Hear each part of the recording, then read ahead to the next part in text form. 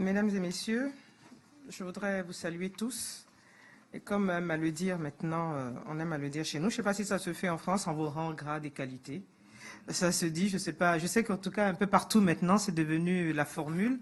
Alors moi, je voudrais vous saluer simplement, humblement, au nom du cancer, vous dire que je suis très heureuse. Au nom de cette lutte contre le cancer, je suis très heureuse d'être ici, en ma qualité de ministre de la Santé et de l'Hygiène publique, mais surtout en ma qualité de femme. Parce que en Côte d'Ivoire, le cancer le plus présent, c'est le cancer du sein. Et bien sûr, on a du côté des hommes, très peu quand même, le cancer de la prostate, du foie pour les hommes et les femmes, mais plus particulièrement les hommes. Mais honnêtement, je voudrais vous dire que cette bataille que nous avons décidé de mener ensemble, aussi bien au niveau des politiques qu'au niveau du secteur privé et de ce partenariat public-privé que nous sommes en train vraiment de développer dans le cadre de la lutte contre le cancer, c'est vraiment quelque chose qui doit normalement être une priorité pour les gouvernants. Et donc, c'est en ma qualité je dis de femme, mais également de ministre de la Santé du gouvernement ivoirien. Je ne sais pas si ça marche, cette affaire-là. Oui, je pense que c'est plus simple. Hein. Voilà, où est-ce qu'elle est? Elle est là. Voilà.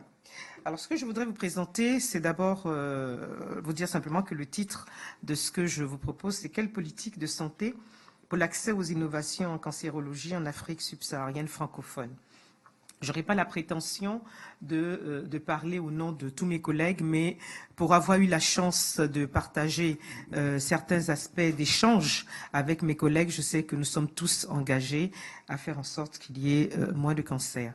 Donc, ce que je propose en sommaire, c'est d'abord le rappel de l'impact des innovations sur l'évolution des cancers, l'état des lieux en Afrique subsaharienne, la situation donc du cancer et des innovations dans mon pays, en Côte d'Ivoire, et quelle politique de santé pour faciliter l'accès aux innovations en Afrique, et puis bien sûr une petite conclusion. Pour une situation que vous connaissez tous, je pense que je ne vais pas trop m'étendre sur l'introduction, puisque vous avez largement débattu depuis hier. Tout ce que je dois vous dire, c'est seulement vous rappeler une phrase d'un homme extrêmement important, le professeur David Kayat, qui disait que le cancer tue plus que le sida, la tuberculose et le paludisme réunis. Je pense que nous sommes tous d'accord ici que c'est une réalité.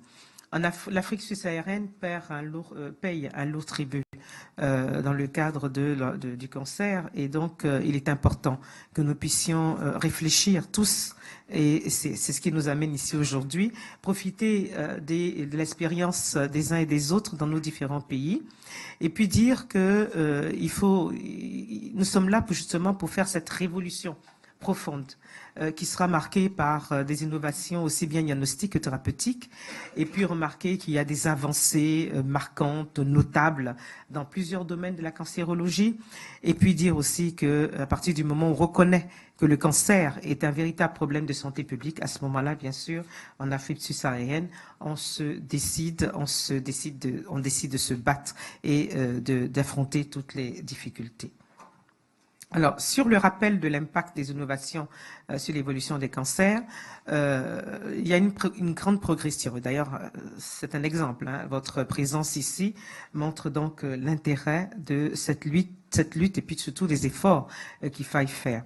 Alors, en termes de prévention, par exemple, nous savons qu'il y a eu la mise sur le marché du vaccin l'anti-HPV, qui est un vaccin que vous connaissez, qui est destiné donc à lutter contre le cancer du col de l'utérus, ce qui est une affection que vous connaissez tous et qui, bien sûr, entraîne de nombreux décès lorsque ce n'est pas détecté très rapidement. Alors, les soins, c'est la mise en évidence d'altérations moléculaires. Bon, je pense que là, j'ai affaire à des scientifiques. Je ne vais pas trop rentrer dans les détails. Ce qui nous intéresse aujourd'hui, c'est de savoir exactement quels sont les types de thérapies. Il y a la thérapie ciblée qui est très utilisée actuellement, mais qui a un coût, puisqu'on parlait tout à l'heure de coût, qui est une thérapie qui est extrêmement chère.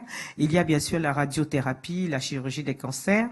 Et les progrès en cours, c'est surtout la mise en œuvre des traitements adaptés à chaque type de cancer, c'est-à-dire la médecine personnalisée, ou encore médecine de précision, avec un double objectif, celui d'augmenter l'efficacité et de minimiser les effets indésirables. Alors, je vais passer très rapidement parce que c'est des innovations que vous connaissez. Voilà.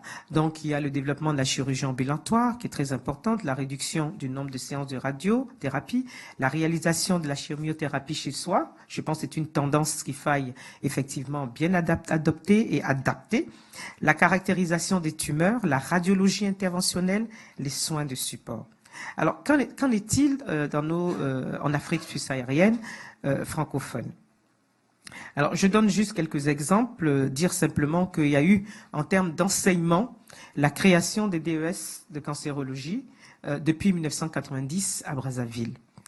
Alors, j'ai juste un petit tableau pour montrer le nombre d'étudiants. Je pense que ça, c'est des choses que vous connaissez. Je ne vais pas trop m'étendre là-dessus. Les cycles de formation, vous savez que Yaoundé est là, enfin le Cameroun est là. Il y a des oncologues médicaux. Ils ont formé des oncologues médicaux, des radiothérapeutes, des pathologistes. À l'université de Daloa, il y a eu le DES de radiothérapie. Au Mali, la cible, ce sont les médecins de district. C'est très important. Moi, j'insiste là-dessus. Et puis les types de formation au dépistage, au diagnostic, à la recherche, à la référence des cancers les plus fréquents. Il y a les soins. Et comme vous le savez, je pense, on m'a dit tout à l'heure que lors du passage de la présentation de Roche, on a parlé du fait qu'il y a des unités d'immunohistochimie dans quelques pays, la microbiopsie éco-guidée dans les cancers du sein. Au Gabon, il y a depuis 2008 l'assurance maladie universelle. Je pense qu'on peut féliciter le Gabon parce que en dehors de ça, vous vous rendez compte, depuis 2008, alors que en Côte d'Ivoire on se cherche, comme on dit, à la mise en place, on a démarré vraiment, je veux dire, le profil, n'est-ce pas, de l'installation, de l'architecture de la couverture maladie universelle seulement depuis l'année dernière, et la mise en œuvre va se produire en 2016. C'est pour vous dire que vraiment, lorsque des pays avant-gardistes comme le Gabon, qui ont commencé depuis longtemps, même si ça ne marche pas de façon, je veux dire, comme on s'attend à ce que ça marche, mais le fait même d'avoir démarré très tôt est vraiment à saluer. Et je vois qu'en juin 2014, il y a une décision présidentielle de gratuité de la prise en charge thérapeutique du cancer. Ça aussi, c'est un pas énorme. Au Mali, il y a une politique d'accès équitable aux anticancéreux. Le Cameroun également a mis en place l'obtention de la chimiothérapie grâce à une association. Les accès aux thérapies ciblées pour certains patients chez qui l'indication se pose existent donc dans certains pays. Et bien sûr, il faut reconnaître qu'on en parlait tout à l'heure, que les coûts et la disponibilité des médicaments représentent également un frein dans certains pays.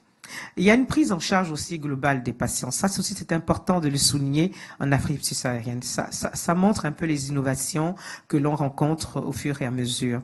Au Gabon, il y a la création d'un centre anticancéreux qu'on appelle l'Institut de cancérologie de Libreville depuis le 4 février 2014. Je vais passer les détails des services. Il y a également le Mali et le Congo-Brazza où il y a des centres de radiothérapie qui ne fonctionnent pas bien pour des questions d'entretien, pour des questions. Le plus important, c'est que les États aient décidé et pensé que se disent que le traitement du cancer est extrêmement important. Maintenant, le reste, le suivi et tout, je pense que c'est des choses qui doivent se faire normalement. Mais cette volonté politique, il faut qu'elle existe dans nos États. On en parlait un peu tout à l'heure et c'est très important. Alors, je vois que il est important. Je ne vais pas rentrer dans les détails parce que je pense que ça, ce sont des détails très techniques. Mais ce qui est important, c'est l'existant. Le fait même qu'il y ait des soins palliatifs à la disposition des patients est extrêmement important en Afrique subsaharienne. Les soins de support sont également importants et surtout l'organisation de la société civile en association et en promotion de soins. Je pense que ça aussi, ce sont des éléments qu'il faille retenir, qui sont des innovations effectivement dans nos pays parce qu'effectivement, par exemple, la prise en charge des soins palliatifs, je dois avouer qu'en Afrique subsaharienne, il n'y a pas beaucoup de pays qui le font. Ensuite, toujours dans le cadre des soins, plusieurs registres de cancer en Afrique ont été mis en place. Je parle de la Côte d'Ivoire, c'est depuis 2004. 1994. Ensuite, ça s'est arrêté. Ensuite, on a repris quand je suis arrivée. Je suis toute fière de le dire. Mais enfin, bon, je pense que ça fait partie des innovations et des suivis d'innovation. Alors, la mobilisation communautaire est une mobilisation extrêmement importante. Je le disais tout à l'heure, donc je vais pas m'attarder sur toutes les associations, mais vous voyez qu'au Congo, il y a des associations, des unions, la société civile, elles se sont mis ensemble, et il y a même des associations de malades et anciens malades du cancer. Au Cameroun, il y a une solidarité dans la chimiothérapie, et le Mali et le Bénin également ont mis en place des ligues et des associations. Alors, au niveau de la recherche, c'est un aspect extrêmement important qui me tient vraiment à cœur, particulièrement. Il y a une revue africaine, semestrielle de cancérologie, qui est tellement importante. Moi, je vous invite à consulter, soit sur les sites ou alors en l'achetant. Je pense que ça permet de montrer que nos spécialistes, n'est-ce pas, font des parutions, écrivent sur les difficultés rencontrées, sur la recherche en cancérologie. Et je pense que cela est un plus pour les pays en Afrique subsaharienne. Il y a de nombreuses plateformes d'échanges scientifiques. Je veux citer entre autres celle de Yaoundé qui va se tenir donc en mai 2016. Le professeur en a parlé hier, donc je voudrais me permettre de le rappeler. Il y a également Abidjan, les Journées internationales de cancérologie que nous présidons. Ensuite, il y a dans plusieurs pays les Journées de l'Aliam, avec le professeur ici, SEC. Ensuite, nous avons plusieurs congrès, le Forum franco-africain de cancérologie, qui est un congrès extrêmement important, un forum très important, un forum d'échange, d'échange d'expériences. Alors, pour en revenir à la Côte d'Ivoire, maintenant qu'on a fait le tour de l'Afrique subsaharienne, je veux donc vous dire un peu ce qui se passe chez nous. Critiquer également, en tant que membre du gouvernement, ce qui se passe chez nous, mais surtout vous dire que nous avons déjà reconnu que le cancer est un gros problème de santé publique en Côte d'Ivoire, comme d'ailleurs tous les pays que nous venons de citer. Je vous disais tout à l'heure que selon les données du registre du cancer, j'ai voulu qu'on me donne des chiffres un peu plus récents et donc j'ai demandé au professeur Adoubi hier soir de nous donner quelques chiffres. Donc nous avons 2479 nouveaux cas de cancer, dont 956 hommes et 1523 femmes. C'est pour vous montrer à quel point le mal est profond. Il y a 80% de diagnostics tardifs, malgré toute la sensibilisation que nous faisons. Il y a moins de 10% de patients qui ont une couverture sociale en Côte d'Ivoire. Il y a environ 40% des patients qui ont accès aux traitements anticancéreux.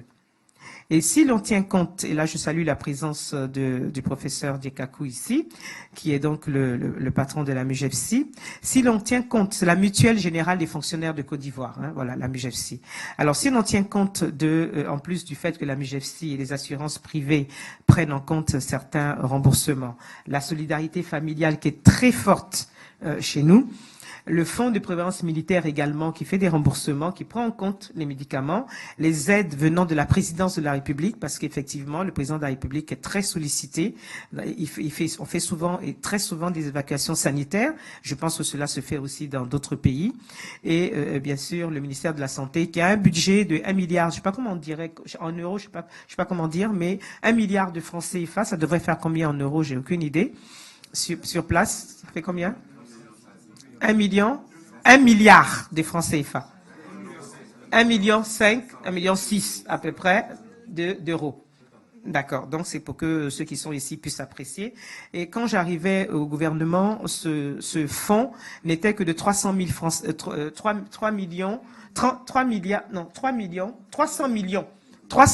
seulement de francs CFA lorsque j'arrivais à la santé, c'est-à-dire donc en novembre 2012. Voilà, 450 000 euros. Ce n'était que ça pour la prise en charge et l'appui qu'on devait apporter aux personnes nécessiteuses, toutes maladies confondues. Et après une conférence budgétaire, j'ai donc vraiment plaidé, fait un lobby auprès du ministre du Budget et on est passé à 1 milliard donc, de francs CFA. Ce qui nous permet pas de couvrir, effectivement, au moins d'apporter un certain accompagnement aux personnes. Alors, la situation toujours du cancer en Côte d'Ivoire, je pense qu'on a parlé tout à l'heure des ressources humaines, mais surtout de l'enseignement. Je suis fondamentalement accrochée mais vraiment fondamentalement accroché à la formation continue, à la formation de base. Et je pense que mes collaborateurs ici ont dû rentrer dans certains détails déjà, je l'espère, pour ne pas que je tarde trop. Nous avons les sociétés savantes, nous avons l'Institut national de formation des agents de santé, où on a des modules de formation sur le cancer. Nous avons, je pense que Roche en a parlé, le département immuno-hémato-cancérologie. Nous avons, comme je l'ai dit tout à l'heure, des plateformes d'échange comme celle que nous vivons actuellement, nord-nord, nord-sud-sud et nord-sud. Et en cela, je voudrais encore une fois remercier et me féliciter sincèrement de cette collaboration que nous avons avec le Maroc à tous les niveaux. Vraiment, c'est une collaboration extrêmement forte, grâce bien sûr au roi, à Sa Majesté le roi Mohamed VI, que Dieu l'assiste, c'est comme ça qu'on dit, je crois. Voilà. Et donc, et notre président, le président Alassane Ouattara, c'est très important parce que nous sommes rendus compte que on avait de l'appui, et avec ce que vous faites au niveau de l'hôpital américain, avec le professeur Adoubi et le programme national de lutte et professeur Didi Kouko et bien d'autres, n'est-ce pas? Je pense que c'est essentiel et ça nous permet de répondre à toutes les interrogations que nous, gouvernants, nous posons, mais également les questions que se pose la population sur leur prise en charge et la qualité des ressources humaines que nous avons. Toujours, alors en Côte d'Ivoire, nous avons un service de cancérologie adulte, un service d'oncopédiatrie, un service d'hématologie clinique, des services médico-chirurgicaux, tout ceci pour la partie des soins. Je vous ai parlé du programme national de lutte contre le cancer, qui est un département qui existe donc au niveau du ministère de la Santé. Nous avons des plateaux techniques publics et privés, nous avons une nouvelle pharmacie de santé publique et des officines privées, et nous avons, comme je pense un peu partout chez nous, je pense que des plateaux techniques de diagnostic satisfaisant mais insuffisant.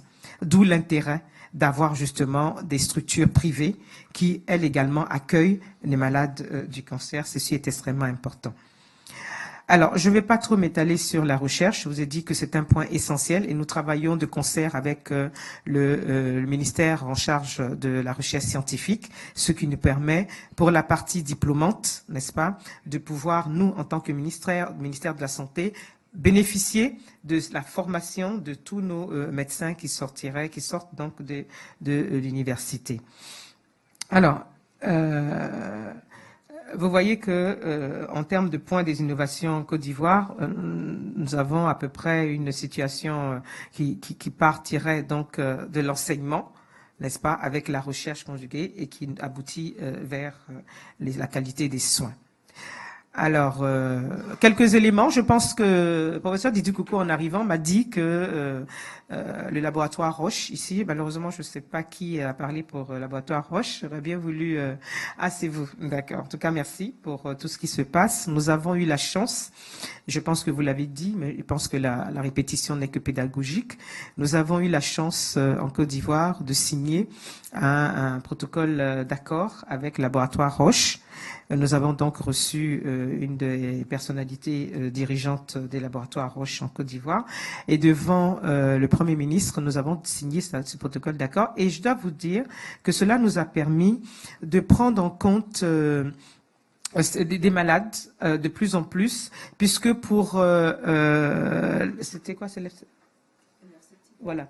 Pour un produit qui coûtait pratiquement 1 500 000 francs CFA, avec ce protocole d'accord, le gouvernement ivoirien prend en compte 30%, les laboratoires Roche prennent en compte 60% et les patients ne paient que 10%. Et ça, nous l'avons dans le cadre du traitement de l'hépatite et le traitement du cancer du sein. Je pense que c'est une avancée et je pense que nous allons être le modèle puisque au Sénégal, avec ma collègue Awa Kolsek, j'ai donc fait la promotion de Roche va me payer Voilà.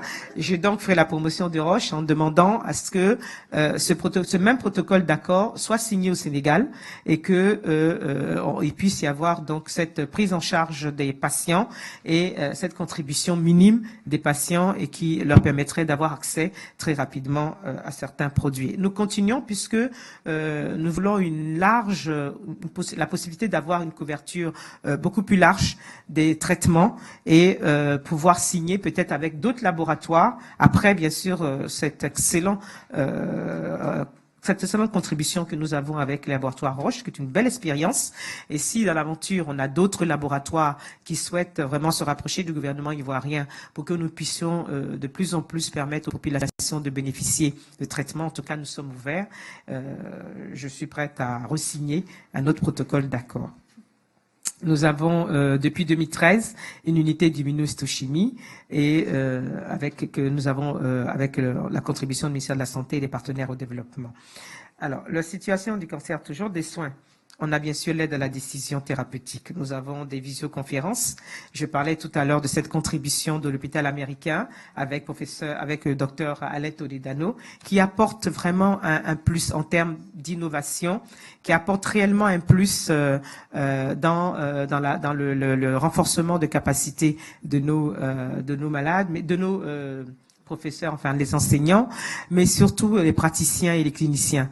Je pense que c'est une expérience, j'appelle ça innovation parce que c'est extraordinaire les résultats que nous avons pu avoir. Et je sais que une fois le docteur Alain Toledano me disait que par visioconférence, ils ont pu lever des inquiétudes, n'est-ce pas, de certains cliniciens qui avaient des difficultés pour faire telle ou telle intervention. Et ces échanges-là ont été extrêmement bénéfiques et j'espère que cela va pouvoir continuer. Alors, la prise en charge thérapeutique. Alors ça, c'est des éléments qui sont extrêmement importants. Lorsque j'ai suivi tout à l'heure la réplique qu'a faite le docteur du Maroc, je ne me rappelle plus votre nom, excusez-moi. Voilà, la réplique que vous avez faite par rapport à l'expérience qui se passe en Égypte, je dois dire que vous avez raison. Vous avez raison. Parce que je prends l'exemple simple de la Côte d'Ivoire, un pays qui est passé par 10 années de crise. La Côte d'Ivoire faisait partie, à l'époque, des pays qui avaient un excellent plateau technique de leur structure sanitaire.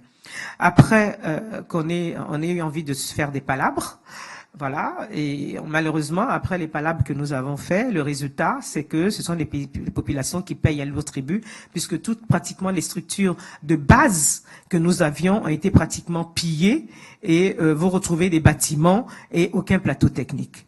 Alors, même si on a des ambitions, n'est-ce pas, d'avoir des structures sanitaires de haut niveau, et c'est l'ambition que qu'ont tous les États.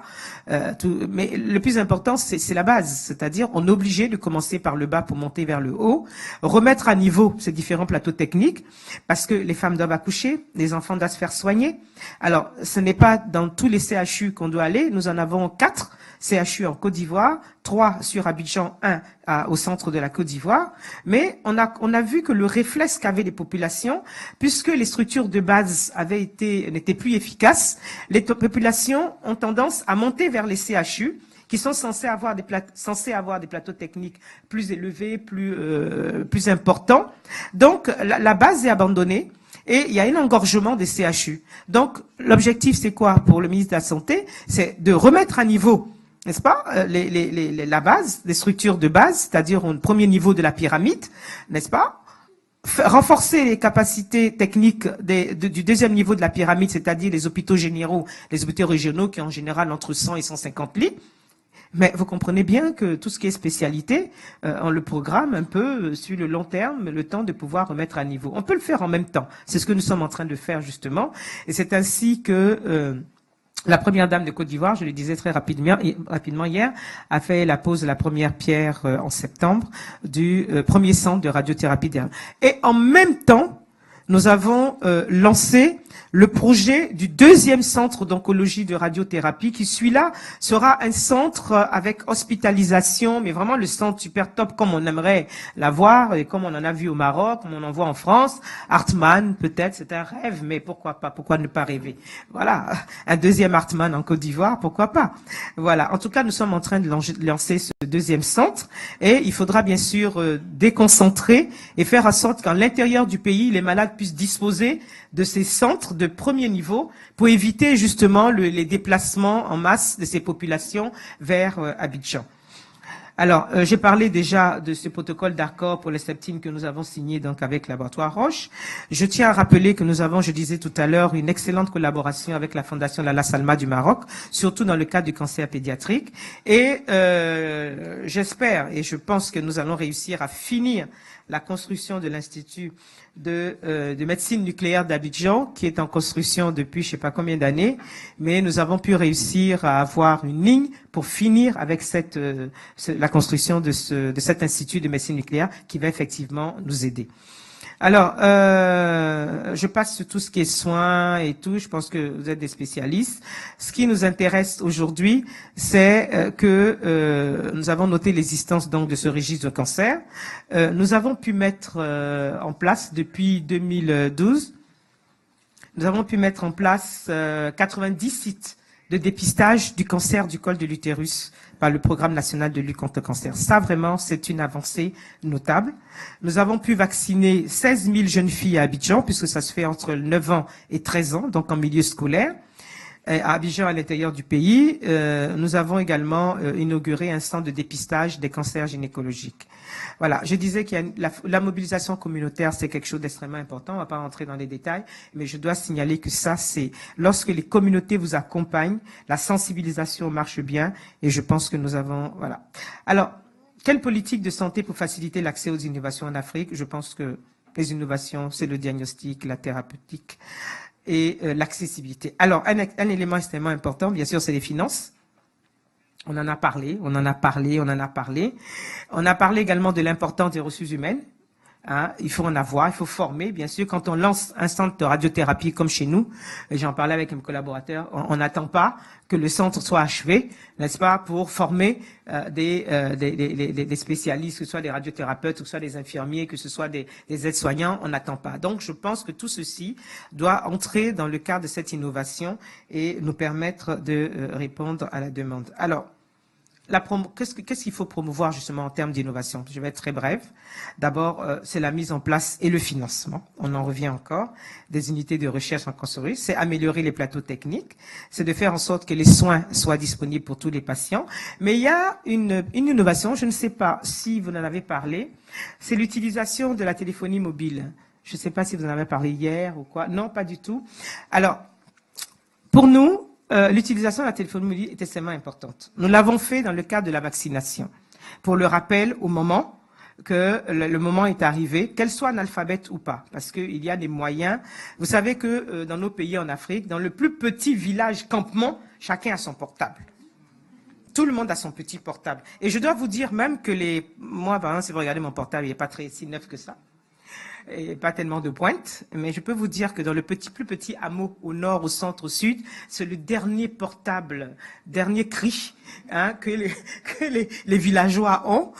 Parfois, ils savent même pas l'éteindre, ça sonne tout le temps, mais au moins, ils ont leur portable. Et je pense que nous devons utiliser cette technologie de téléphonie mobile pour le rappel, n'est-ce pas, des séances de chimio pour nos patients.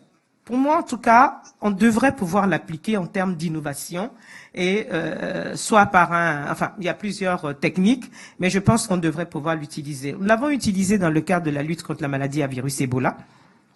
Nous l'avons utilisé, nous l'utilisons dans le cadre des rappels des femmes pour leur consultation, puisque le minimum de consultation, c'est 4 consultations prénatales, et la plupart du temps, elles ne le respectent pas.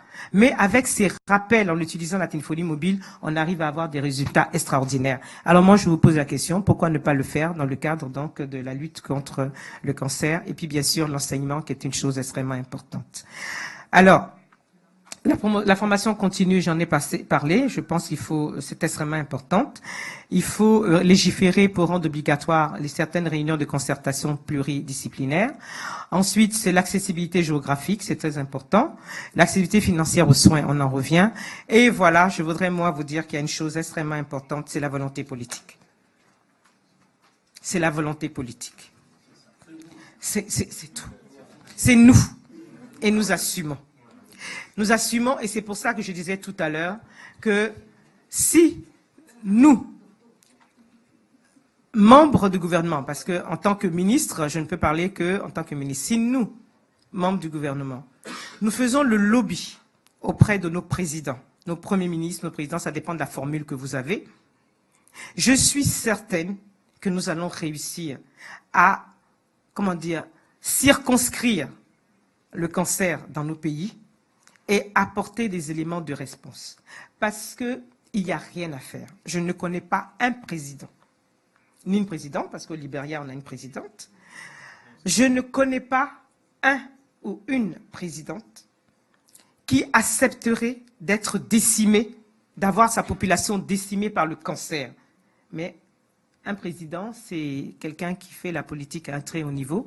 S'il n'y a aucun collaborateur pour booster, pour lui montrer l'importance, eh bien, on n'aura pas de résultat. Voilà. Donc, je pense que je suis là aujourd'hui pour parler de volonté politique dans les innovations. Mesdames et messieurs, je pense que nous avons partagé certains aspects les plus importants. Je veux donc vous dire tout simplement que en Afrique subsaharienne, nous sommes engagés, je parle au nom de tous mes collègues, nous sommes engagés. Il faut saluer l'existant et puis permettre de le pérenniser. Il faut bien sûr faire en sorte que les actions de nos gouvernements puissent être vraiment focalisées sur la lutte contre le cancer. Je voudrais vous remercier pour votre écoute et vous dire à très bientôt pour l'année prochaine. Merci beaucoup.